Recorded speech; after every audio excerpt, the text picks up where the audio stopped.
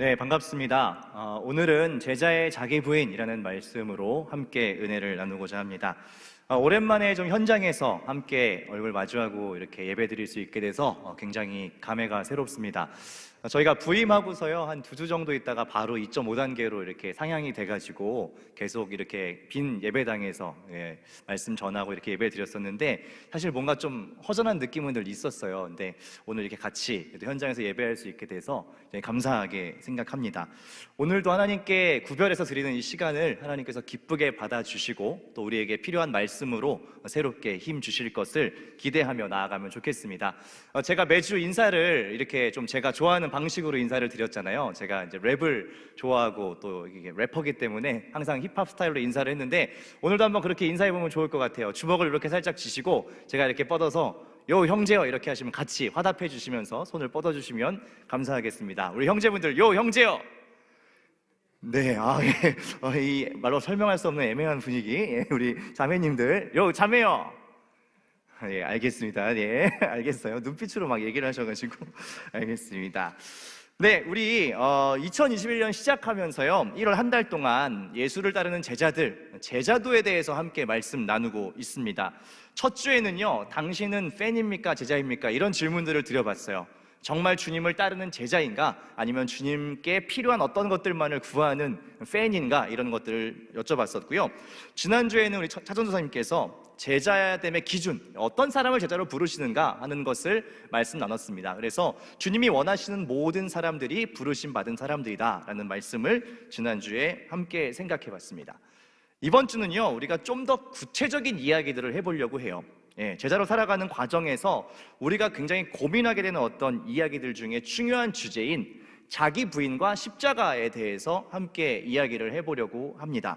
이게 좀 용어 자체가 무겁게 들리잖아요. 자기 부인, 막 십자가 이렇게 얘기하면 굉장히 좀 무겁기도 하고 좀 추상적으로 느껴질 수도 있는데 오늘 우리가 좀 더 구체적이고 어떻게 이것을 적용하고 살 수 있을까까지 함께 나눠볼 수 있으면 좋겠습니다. 오늘은 좀 즐거운 상상으로 한번 설교를 열어보면 좋을 것 같아요. 여러분, 코로나19가 굉장히 장기화되고 있는데 이게 장기화되면서 많은 사람들이 코로나만 끝나면 내가 이걸 가장 먼저 하겠다라고 대답한 가장 높은 답변이 바로 여행입니다. 여러분, 여행 좋아하시나요? 싫어하는 분 거의 없으시죠, 그렇죠? 언제든지 기회가 생기고 그러면 다 가고 싶어 하는 게 여행인데 여러분들도 어쩌면 이미 이 여행에 대한 계획을 많이 세우고 계실지도 모르겠어요. 내가 코로나만 끝나봐라, 내가 바로 내가 쏜다, 뭐 이런 생각들을 하고 계실 수도 있는데 제가 마지막으로 다녀온 여행은 작년 이맘때쯤이에요. 코로나19가 시작되기 직전에 지난 교회에 있던 청년들하고 아웃리치로 제가 일본 교토에를 갔다 왔어요. 그래서 거기에서 이렇게 사역하는 사진인데, 노방전도 하는 사진인데 지금 딱 이렇게 보면서 되게 생소한 건 뭐냐면 마스크를 안 쓰고 뭔가 저렇게 하고 있다는 게 되게 1년 전인데 굉장히 좀 낯설게 느껴져요. 그래서 제가 마지막으로 갔던 여행은 요 교토 아웃리치였는데 그게 마지막일 줄은 그때는 몰랐죠. 근데 강제로 이제 마지막이 되고 말았는데요. 여러분들도 많은 여행지들을 이렇게 다녀오셨을 거라고 생각이 들고 또 가고 싶은 여행지들도 있으실 것 같은데요. 여러분이 생각하시는 가장 화려한 곳, 최첨단의 어떤 여행지는 혹시 어디실까요? 제가 이렇게 구글에다 검색을 해봤어요. 화려한 여행지 이렇게 검색을 했더니 굉장히 화려한 여행지들 사진과 이런 글들이 막 나오더라고요. 그래서 몇 장을 제가 가지고 와봤어요. 그냥 우리 좀 상상이라도 한번 해봅시다. 여긴 어디냐면 미국 라스베가스라고 하는 곳인데 정말 화려하죠. 그냥 딱 봐도 화려한 곳입니다. 미국 서부에 있는 도시인데요, 뭐 카지노나 이런 공연 이런 걸로 굉장히 유명한 곳이죠. 그래서 청년 때 한번 가본 적이 있었는데요, 정말 뭐랄까 그 혼이 쏙 빠지는 느낌이라고 해야 될까요? 여기저기 막 화려하고 막 음악 소리가 들리고 막 이러니까 정말 정신이 멍할 정도로 화려한 곳이었습니다. 다음은 두바이라고 하는 곳인데요, 가보고 싶은 분들 굉장히 많으시죠.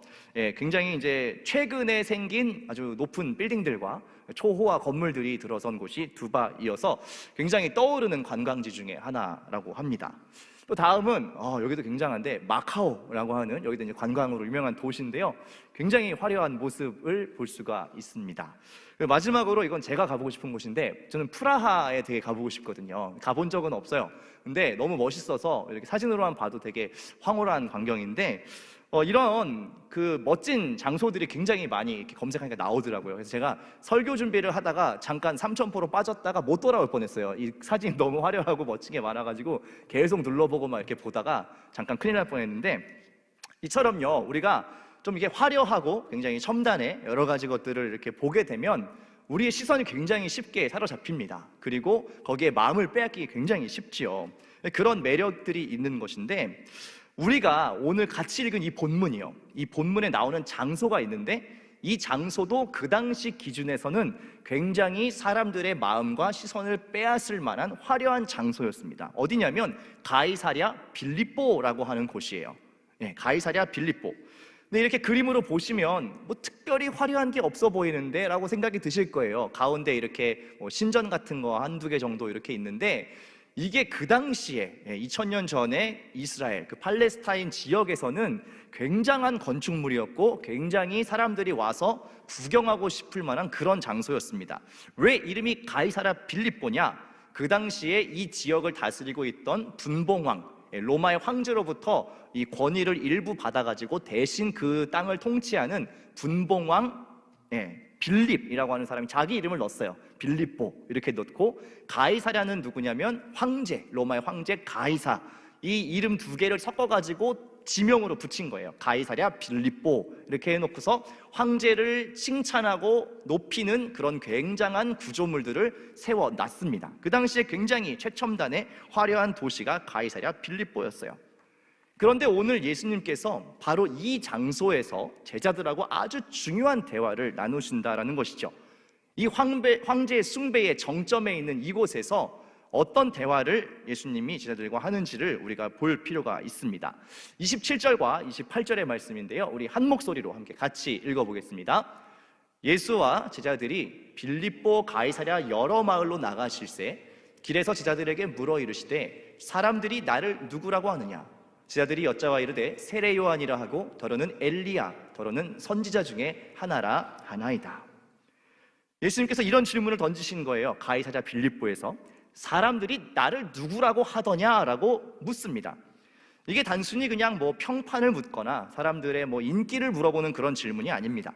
예수님이 계속해서 기적과 이사를 행하시고 막 병도 고치시고 막 여러 가지 사역들을 하시니까 사람들 사이에서 실제로 여러 가지 이야기들이 막 오가기 시작했어요. 이 사람이 과연 누구이냐? 이 사람이 누구인데 이런 엄청난 일들을 하느냐? 이런 얘기들이 막 오갔어요.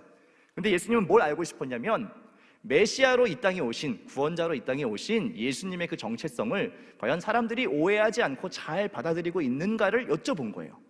그런데 돌아오는 대답이 뭐였냐면 뭐 세례 요한이라고 하는 사람도 있고 뭐 엘리야나 혹은 어떤 선지자 중에 한 사람이라고 합니다. 이런 대답이 돌아왔습니다.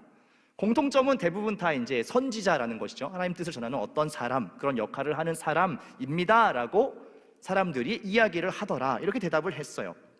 그런데 이것이 아주 틀린 대답은 아닌데 조금 뭔가 모자란 대답입니다. 왜냐하면 메시아, 구원자로 오신 예수님에 대한 그런 인식은 사실 별로 없어요. 그냥 하나님의 뜻을 전하러 온, 말하러 온 사람인가 보다 정도 생각을 하니까 예수님이 이제 더 중요한 질문, 진짜 하고 싶었던 질문을 제자들에게 훅 던지십니다. 그 질문이 뭔지 29절의 말씀 한번 같이 읽겠습니다. 또 물으시되 너희는 나를 누구라 하느냐? 베드로가 대답하여 이르되 주는 그리스도시니이다. 아멘. 예수님이 물어본 거예요.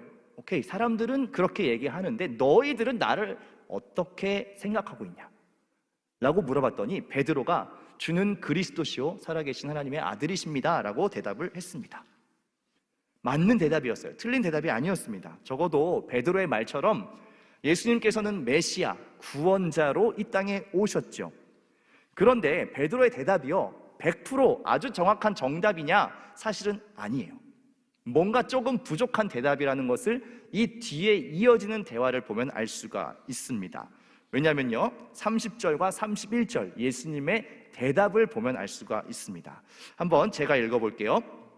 이에 자기의 일을 아무에게도 말하지 말라 경고하시고 인자가 많은 고난을 받고 장로들과 대제사장들과 서기관들에게 버림받아 죽임을 당하고 사흘 만에 살아나야 할 것을 비로소 그들에게 가르치시되.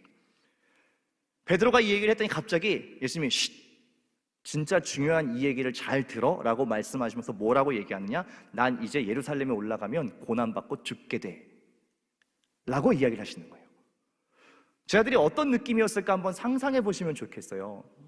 예수님을 막 따라다니고 있고 예수님에 대한 아주 좋은 평판들이 여기저기서 나오고 있고 제자들도 뭔가 예수님의 이 놀라운 능력, 여러 가지 막 이 사역들을 보면서 야, 이게 정말 우리가 따라가길 잘했다 이런 생각을 하고 있었겠죠.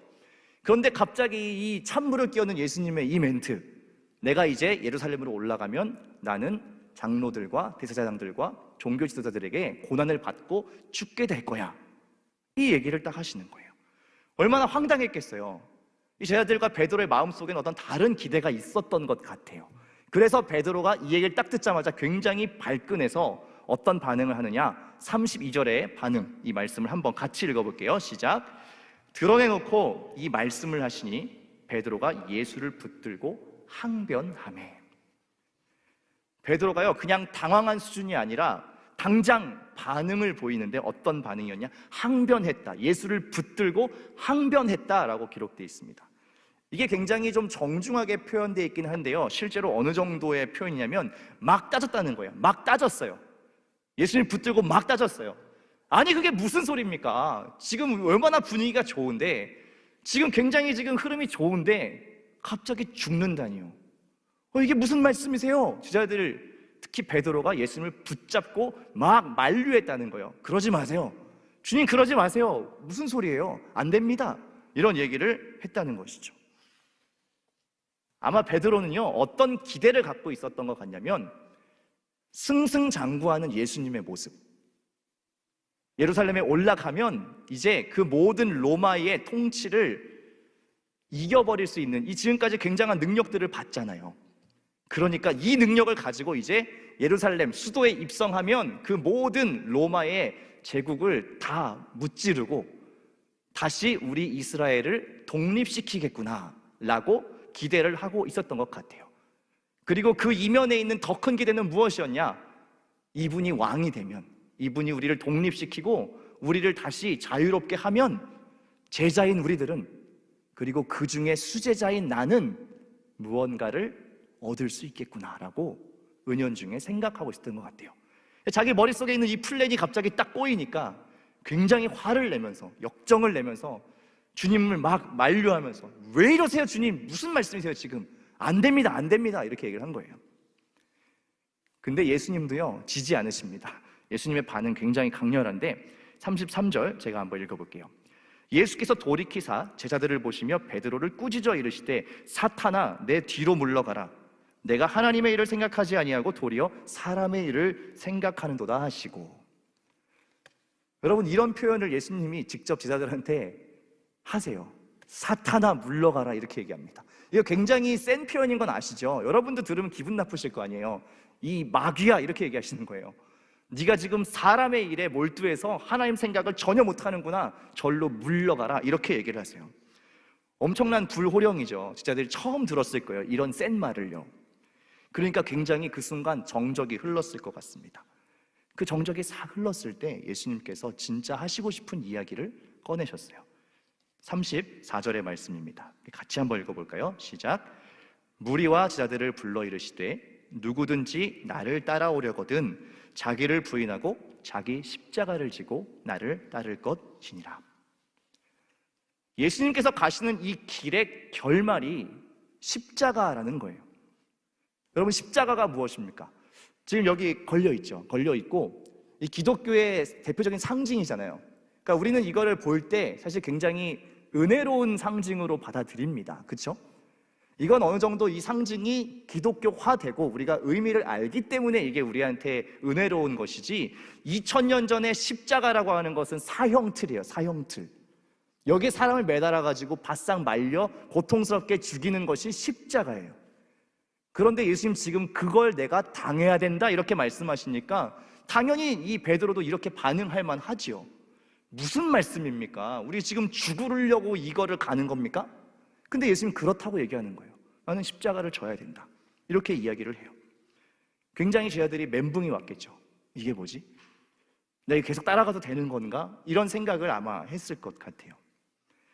예수님 따르는 것이요, 그들의 기대만큼 그렇게 장밋빛이고 막 아름답고 그런 막 이렇게 성공대로의 그런 길이 아니라는 것을 그제서야 처음으로 제자들도 고민하기 시작했을 거예요.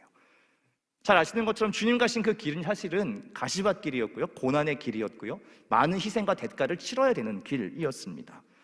자신을 끝없이 부인하는, 오늘 말씀처럼 나를 따라오려면 날마다 자기를 부인하고 자기의 십자가를 져야만 그 길을 갈 수 있다라고 말씀하시는 것이에요. 이것이 오늘 우리가 읽은 이 가이사랴 빌립보에서의 사건입니다.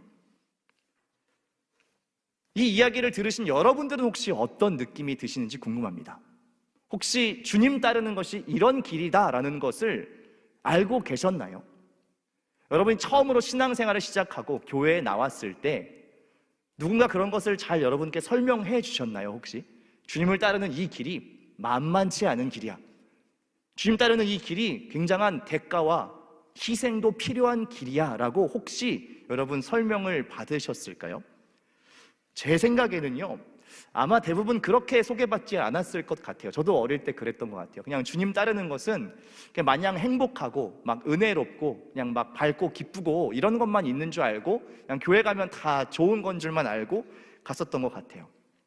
근데 주님이 오늘 분명히 말씀하시는 건 나를 따르는 이 길에는 여러 가지 것들이 다 있는데 심지어 십자가를 지고 따르는 그러한 매일의 수고와 희생도 필요하다라고 말씀하시거든요. 좀 당황스럽지 않으세요? 내가 가는 그 길이요, 생각보다 쉬운 길이 아니라는 사실이 좀 당혹스럽지 않으세요? 근데요, 우리가 이런 당혹스러움이 좀 사실 필요해요. 왜냐하면 제가 느끼기에는요, 우리가 신앙생활을 너무 좋은 것으로만 좀 포장하는 경향이 많이 있기 때문이에요. 특별히 우리가 살고 있는 이 시대의 기독교가요, 좀 나약하고 굉장히 이렇게 연약한 수준에 머물러 있는 이유는 이런 제자도, 주님 따르는 것이 어떤 것인가에 대한 진지하고 현실적인 고민들이 많이 없기 때문이라고 저는 생각해요. 너무 이상적인 부분만 확대 해석되어 있는 거예요. 너무 좀 비현실적이고 막 장밋빛으로 포장된 이런 것만 있다 보니까 어떤 문제가 생기냐면, 진짜 삶의 문제와 어려움과 이런 장애물, 십자가를 통과해야 되는 그런 순간을 만났을 때 너무너무 우리가 그 앞에서 무기력한 거예요. 당황도 많이 하고요. 이런 건 줄 몰랐는데 왜 이런 일이 생겼지? 이렇게 생각하는 것이죠. 그러니까 저는 이 제자도를 좀 더 분명하고 현실적으로 나누고 싶은 그런 마음이 있어요.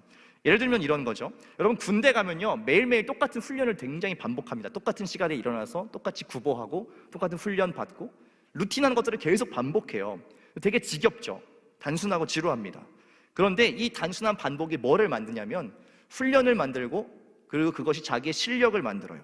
언제든지 바로 반응할 수 있는 습관이 된다는 거예요. 근데 아무런 훈련도 없이 그냥 늘어져만 있다가 전쟁이 땅 터지면 어떡하겠어요? 죽는 거죠. 생각해보면요, 세상의 모든 일에도 그에 상응하는 노력과 대가가 필요하다는 것이 기본적인 원리인 것 같아요. 여러분, 예를 들면 몸짱들을 보면서 막 감탄을 하시잖아요. 나도 막 저렇게 되고 싶다, 와 식스팩 진짜 멋있어, 막 이런 생각들을 하실 수 있죠. 근데 한번 질문해 볼게요. 그 사진을 보면서 한 5,000번 정도 감탄하면 식스팩이 뿅 생기나요? 아니면 막 이 몸짱들 사진을 보면서 와 하고 감탄하고 매일매일 깊이 묵상하면 갑자기 몸이 그렇게 변하나요? 아니죠. 그렇게 되려면 마땅히 우리가 운동도 해야 되고 달리기도 해야 되고, 뭐 여러분 헬스 좋아하는 분들 표현으로 쇠질을 해야 몸이 단단해지는 것 아닙니까? 식단을 조절하는 고통도 감내를 해야죠. 근데 우리가요, 의외로 이런 일반적인 사회생활과 세상의 원리도 우리가 굉장히 잘 알고 있으면서도 신기하게 신앙에 대해서는 뭔가 좀 프리하게, 뭔가 그냥 좀 이렇게 은혜로 좋게 무언가 잘 되기를 바라는 이상한 기대 심리가 우리에게 있습니다. 그냥 나이스하게, 좀 은혜롭게, 뭔가 그냥 이렇게 좀 잘 되면 좋겠다, 하나님 도와주셔서 그냥 인생이 좀 술술 잘 풀리면 좋겠어 라는 그런 묘한 기대감들을 가지고 산다라는 것이죠. 근데요, 저는 이런 생각들을 이제는 좀 우리가 극복하고 조금 더 성숙한 신앙의 단계로 나아가야 되지 않는가 하는 생각을 하는 것이에요. 예수님 오늘 말씀하신 이 십자가를 지는 것, 자기를 부인하고 날마다 십자가를 지고 따르는 이것도 여러분이 그러한 맥락에서 이해하시면 좋겠어요. 2000년 전에는 십자가를 지는 것이 뭐라고요? 진짜 죽는 거예요. 생물학적으로 죽을 수도 있는 거. 왜냐하면 로마라고 하는 강력한 시스템이 통치하고 있었기 때문에 주님의 그 가르침은 정치적으로도 굉장히 위험한 이야기였고, 그 당시 유대교 종교 전통으로서도 굉장히 위험한 얘기, 그렇기 때문에 충분히 죽을 수도 있는 위협이었습니다. 근데 이 시대에는요, 2021년 대한민국에선 적어도 기독교라는 종교를 여러분들이 선택했다고 해서 어디 매달려갖고 죽거나 막 칼을 맞거나 이러지는 않습니다. 그러나 적어도 우리가 예수님의 제자로 살아간다라고 했을 때는 그에 대한 어떠한 대가의 지불이 필요하다는 거예요. 때로 포기해야 될 것들도 있고요, 희생해야 될 것들도 있고요, 뭔가 양보하고 좀 배려해야 될 것들도 분명히 있습니다. 한번 예를 들면요, 우리 찬양팀들 계신데 찬양팀을 한번 예로 들어볼게요. 코로나 이전이었다라고 하면 토요일에 뭘 하겠죠? 와서 예배를 준비하는 시간들이 필요하겠죠. 몇 시간 정도를 와서 때에 놔서 연습을 해야 되겠고, 주일에도 먼저 예배 시간 전에 와가지고 준비를 하겠죠. 그럼 그 시간은 어디서 오는 거예요? 사람이 24시간 다 똑같은데 어디서 오는 거죠? 자기 일을 좀 더 부지런히 먼저 서둘러서 잘 해놔야만 그 시간을 편안하게 쓸 수 있는 것이죠. 그렇다는 거예요. 여러분, 무언가를 할 때, 주님을 따르는 것이라든지 뭔가 그 주님에 관련된 것들을 우리가 해나갈 때에는요, 분명한 희생들이 필요해요. 리더로 섬기는 것도 마찬가지죠. 그걸 위해서 내가 좀 더 수고하고 좀 더 사람들 관심도 내가 먼저 가져야 되고, 이런 것들이 다 있다는 것입니다. 제가 봤을 때는요, 2021년에 대한민국에서 주님을 따른다, 십자가를 진다, 자기 희생을 해야 된다는 것은 이런 것들이라고 생각해요. 주님을 따르기 위해 내가 마땅히 감당해야 되는 어떠한 대가들이죠. 적어도 우리가 평생 살아가면서 이러한 여러 가지 것들을 계속 감내해야만 그리스도인으로 바르게 살 수가 있습니다. 근데 문제는 무엇이냐? 한국교회는요, 제자가 된다는 것을 고작 몇 주간의 제자 훈련 정도로 그냥 정리해버렸어요. 그냥 이런 텍스트를 공부하고 제자 훈련 수료했으니까 내가 제자가 된다라고 너무 간편하게 만들었다는 거예요. 근데 제가 봤을 때는요, 제자로 산다는 것은요, 평생 동안 여러분들이 씨름하면서 살아가야 되는 것이에요. 그냥 청년의 시기, 어떤 시기에 열심히 훈련받고 열심히 교회 일 했으니까 완성되는 게 아니라 죽을 때까지 계속 씨름하면서 내 이 자아와 이 하나님의 그 원하심과 계속 싸우면서 사는 것이 제자로 살아가는 그 길, 그 여정이거든요. 가치관의 싸움이고요, 선택의 문제가 계속 우리의 평생에 존재하는 것이에요.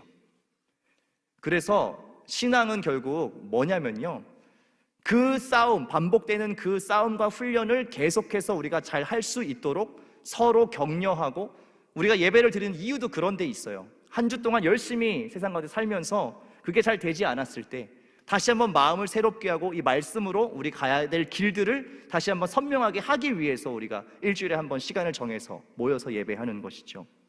그래서 여러분들이요, 분명히 오늘 이 말씀을 통해서 한 가지 기억하셨으면 좋겠는 것은 주님 따르는 것에는 분명한 대가가 필요하다는 거예요. 그냥 좋게 아니면 그냥 다 뭉텅 건너뛰고 빨리 갈 수 있는 그런 지름길이 없어요. 주님 따르는 것은요, 분명한 희생과 대가가 필요하다라는 거예요. 거꾸로요, 여러분들이 주님을 따른다고 하고 오랫동안 그리스도인으로 산다고 하는데 어떠한 주님을 위해서 희생하는 것도, 손해보는 것도, 대가를 치르는 것도 전혀 없다, 난 너무 편안하다, 신앙생활하는 것에 어떠한 걸림이 없다, 그걸 더 여러분 걱정하셔야 돼요. 왜요? 주님을 따르는 그 길들은요, 세상의 가치관과 다르고 뭔가 좀 세상의 어떤 가치관들과 갈등을 일으키는 것들이기 때문에 자연스러운 거예요. 근데 그런 갈등이 내 삶에 하나도 없다, 신앙생활하는 게 어떠한 염려도 없고 어떠한 갈등과 부딪힘이 전혀 없다, 잘 생각해 보셔야 돼요. 잘 따르고 있는 것인가? 그냥 내가 주님을 따른다고 말하지만 아닌 것은 아닐까라고 의심을 해볼 필요가 있다는 것이죠.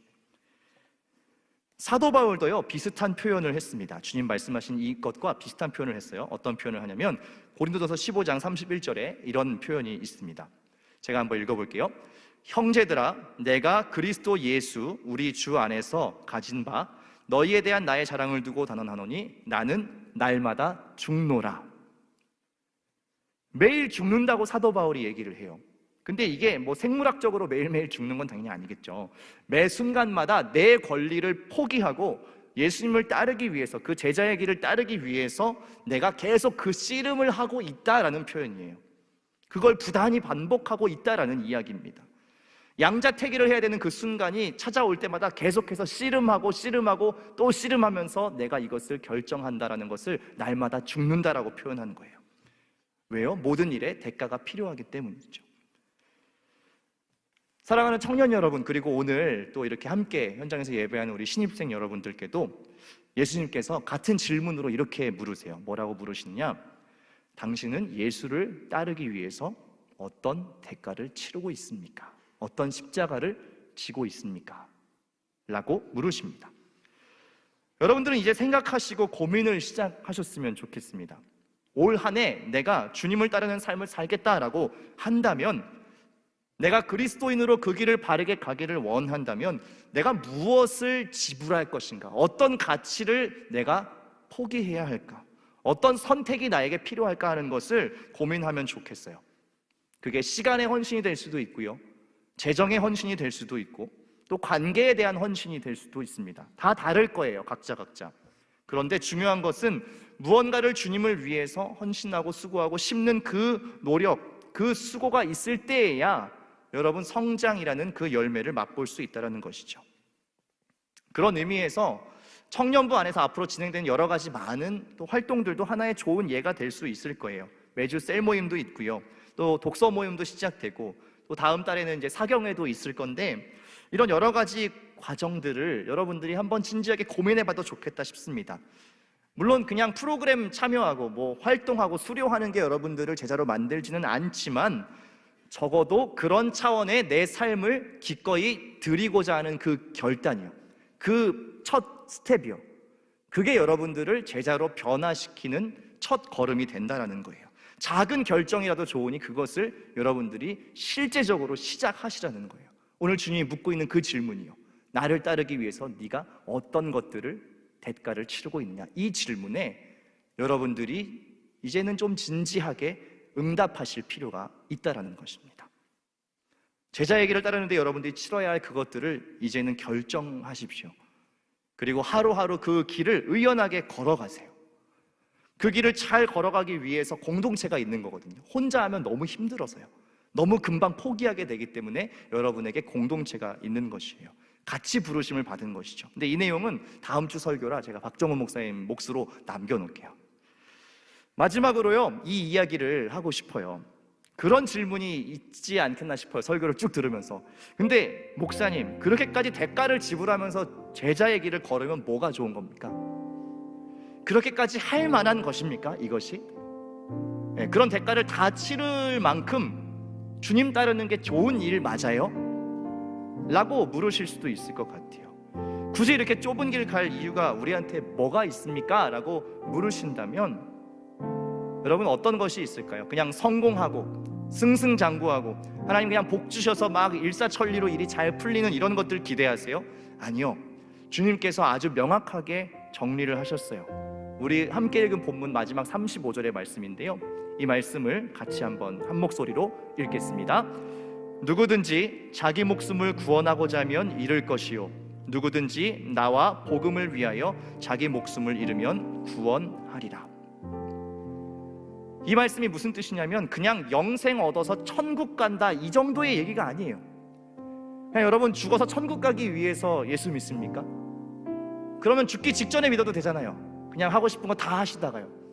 근데 왜 우리가 이렇게 일찍 청년의 나이에 부르심을 받아서 이 자리에서 이렇게 주님을 생각하고 예배하고 살기 위해서 몸부림치는지 아세요? 주님을 따르는 그 길에 생명이 있기 때문이에요. 생명. 근데 이 생명이라는 게 그냥 죽어서 천국 가는 그 생명이 아니라 날마다의 삶에 주실 생명이에요. 매 순간순간마다 하늘로부터 받는 생명력을 이야기하는 거예요. 사람답게 살 수 있는 힘이요, 하나님이 원래 지으신 그 형상대로 살아갈 수 있는 능력을 주시겠다는 거예요. 여러분, 왜 여러분들의 삶이 어렵고 힘들고 지치는지 아세요? 이 하늘의 능력이 우리에게 부족하기 때문이에요. 그 주시고자 하는 것을 우리가 모르고 살아가기 때문이에요. 세상 가치관이 우리를 다 잠식해서 자꾸 그 기준을 보며 살아가니까 지치는 거예요. 무기력한 거예요. 그런데요, 하나님 뭘 약속하시는지 아세요? 요한복음 10장 10절의 말씀에 이런 약속이 있어요. 제가 읽겠습니다. 여러분께 주시는 하나님의 말씀이에요. 도둑이 오는 것은 도둑질하고 죽이고 멸망시키려는 것뿐이요, 내가 온 것은 양으로 생명을 얻게 하고 더 풍성히 얻게 하려는 것이라. 한마디로요, 제자도 주님을 따른다는 것은 무엇을 누리는 것이냐? 주님이 주시고 싶어하는 그 생명, 풍성한 생명의 능력을 경험하는 것입니다. 날마다 그런 삶을 여러분 살고 싶지 않으세요? 이 절망과 무기력에 압도되면서 사는 그런 삶이 아니라 하나님께서 주시는 그 생명력으로 하루하루 힘있게 살아가는 그 삶을 여러분 정말 원하지 않으세요? 저는 여러분들이 정말 그 결단이 있었으면 좋겠어요. 언제까지 그 세상에 압도당해서, 환경에 압도당해서 그저 눈물 흘리면서 낙심하면서 살아가는 것이 아니라 이미 주님께서 우리에게 주시고자 약속하신 이것이요, 풍성한 생명력이요, 그냥 생명을 얻는 것뿐만 아니라 더 풍성하게 만드는 이 하나님의 능력을 우리가 누리며 살아가야 되지 않겠어요? 저는 뭐가 되게 답답하고 안타깝냐면, 우리가 너무 좋은 이 귀한 하나님의 생명력을 이미 갖고 있는데요, 이걸 충분히 누리지 못하는 게 너무 안타까워요. 이미 약속하신 것이에요. 뭘 많이 하면 주겠다가 아니라 너무 주고 싶어 하시는 것이에요. 이게 주님께서 우리에게 풍성한 생명의 능력이요. 사랑하는 청년 여러분, 우리가 그래서 이 제자의 길을 좀 같이 걸었으면 좋겠어요. 그냥 코스워크하고 뭐 텍스트를 정리해서 수료하고 이 얘기를 하는 것이 아니라 평생 그리스도인으로 살아가는 이 생명력 넘치는 삶을 같이 살기를 원한다는 것이에요. 청년의 시기에 우리가 씨름하고 붙들어야 될 것 한 가지가 있다면 이것이죠. 그 생명의 능력으로 살기를 원합니다. 주님, 그렇게 살 수 있도록 도와주십시오. 내가 작은 것이라도 주님께 희생하고 헌신하고 결단하겠습니다. 주님, 내 삶을 새로운 차원으로 인도하여 주십시오. 이 화려하고 매혹적인 가이사랴 빌립보 이 한복판에서 만나는 여러 가지 어려움들이 있지만 우리 같이 씨름하고 고민하면서 같이 이 길을 잘 걸어가 봅시다. 청년의 시기에요, 이 고민조차 하지 못하고 주저앉아 있기에는 우리의 삶이 너무 아깝잖아요. 너무 슬프잖아요. 다시 일어나서 이 길을 잘 걸어갈 수 있으면 좋겠습니다. 모든 시간들이 다 지났을 때요, 주님 앞에 설 때에 우리가 정말 주님 사랑하기 위해서 애썼습니다. 우리가 정말 흠도 없이 그렇게 하지는 못했을지라도 적어도 주님 사랑하고 그 길 잘 따라가 보려고 애썼습니다라는 그 고백이라도 우리가 주님께 드릴 수 있어야 되지 않을까요? 주님, 제 마음을 아시죠? 많이 넘어졌지만 그래도 이 길 잘 가려고 애썼던 것 주님 아시지요? 라고 우리가 그렇게 고백하며 걸을 수 있었으면 좋겠습니다. 사랑하는 청년 여러분, 새로운 한 해를 시작하면서 어쩌면 조금 무거운 주제인 제자도라고 하는 것을 여러분들께 함께 나눕니다. 그렇지만 조금 무거운 주제일지 모르지만 이것을 우리가 분명히 알고 걸어갈 때에 더 놀라운 하나님의 생명력이 있기 때문에 이것을 함께 나눴습니다. 이 시간 우리 같이 좀 찬양하고 기도할 때 주님, 정말 그 여러 가지 선택의 기로에서요, 주님을 더 사랑하고 더 주님 따를 수 있게 해달라고 우리 시간 내가 주인 삼은 이라는 찬양인데 같이 함께 고백하면 좋겠습니다.